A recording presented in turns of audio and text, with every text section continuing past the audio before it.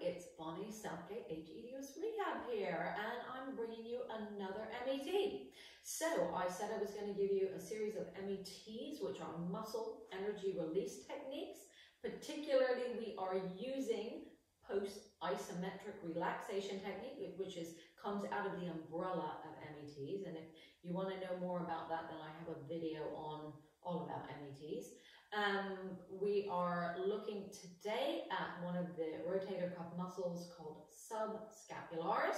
So when you have shoulder instability or just asymmetries within the shoulders, it's really great to have a go at using these METs to see if you can bring back some neurological proprioception into the muscle group. So our subscapularis helps to internally rotate our arm. So a lot of people mistakenly think that when their shoulder comes forward, say they have instability and the shoulder pops forward, that always means that they need to be going backwards. But actually, the rotator cuff muscle kind of holds it centrally in the socket. And so if I look at my arm from the side, my subscapularis will attach more in the forward portion of my arm, and my infraspinatus will attach to the back. They will both suck my arm back into the socket. So unfortunately, sometimes people think they need to always be working that way. But actually, we can really become unstable because our muscle doesn't work in this direction. So we're going to give you an MET because METs won't hurt you.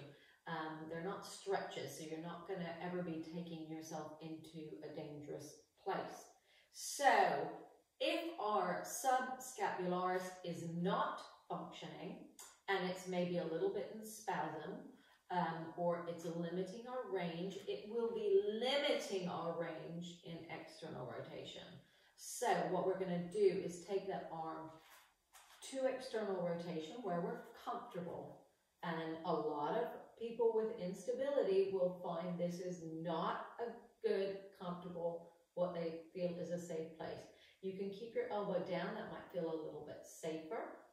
But what we're going to do is just take it, hold that, so we don't want it coming out of the socket, just hold it there, and you're going to find a surface like a wall, just like that. And we're going to gently push our hand into the wall. And all we're using is about 10% effort, and then we're going to relax. And if I find that my elbow drops down and I've got more rotation, that's great. If it's not making a change, don't force it. So just take it to where it's comfortable. Your elbow might be here. It might not feel safe down there. It might feel like it's only safe there. So that's fine. Pushing from there. Forward and down. And if it's comfortable, I'm going to let my elbow drop. And then I'm going to push into the wall very gently. And then I'm going to relax. And I'm going to push into the wall very gently. And relax. So that would be a simple way to MET your subscapularis for your rotator cuff muscle. Now we could, right, so I'm going to show you a lying down version now. So what you'll need is cushion for your head and cushion for your arms. So we want you nicely stacked up and cushioned. So I'm going to put my elbow on this cushion. Now, if you feel more comfortable, you might actually want 2 cushions under your elbow. Now, I've tied the band to something behind me, so I would need something behind me. Depending on how unstable your shoulder is and how uncomfortable, will depend on how far you can take your arm back. So if you've had a lot of dislocations and instability, I would want you to almost have one of those cushions sort of supporting the back of the shoulder as well. So pull it underneath that shoulder. Now, you're going to take your hand in what we would consider a more neutral position here. So it should be, if you have an unstable shoulder, quite happy here. And what we're going to do is just take it to where it will comfortably go, where you don't feel like that the arm bone is being pushed forward out the socket.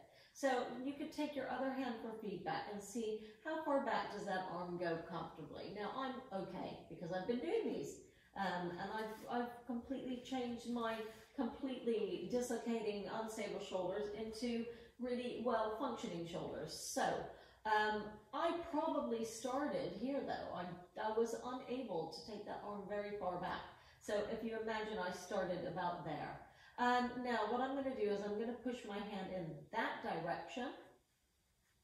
And I'm only going to use 5 to 10% effort. So I'm going to very gently take that arm forward, holding it. And then I'm going to gently relax. And I'm going to let it go to where it feels like it can move 100% comfortably.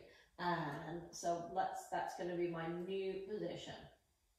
And then I'm going to very gently push forward.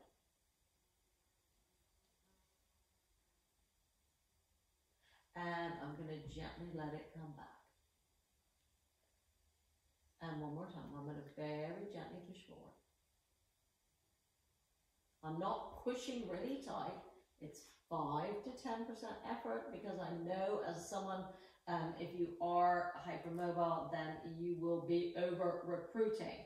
So that hopefully should help that range. I'm going to have a go on the other shoulder. I've dislocated both shoulders in different directions. So I want to make sure that I've got both my, the rotator cuffs working on both sides. So I've got that hand there. I'm going to go, now again, with this shoulder, I really was nervous in external rotation. For many years, I couldn't take that arm back there without the arm popping out the socket. So I'm just going to gently push forward. These techniques were the thing that helped me stabilize my shoulders more than anything. Gently pushing forward. But like I say, you might be starting here. You might just be neutral here. And then gently letting it go. Only to where it's comfortable. If it doesn't go anywhere, don't worry. The muscle that we're working won't be the one that's holding it. And gently pushing forward. And relax. So that is 2 ways of MET, or using an MET, post-isometric, or a muscle energy release technique.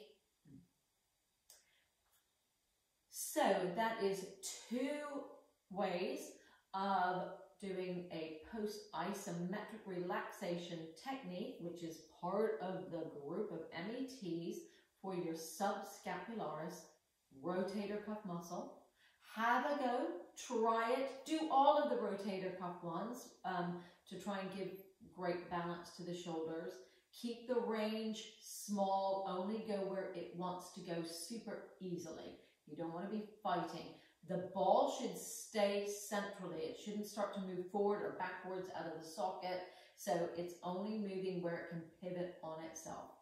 I hope you are finding this series of videos on METs useful. Try them all. We've got ones for all parts of the body. The body is connected from head to toe. So it may be you do one for one bit of the body and it makes a really big change elsewhere. So try them all. Leave comments in the comment section on how you get on. And I hope you enjoy, and I hope you all have a great day.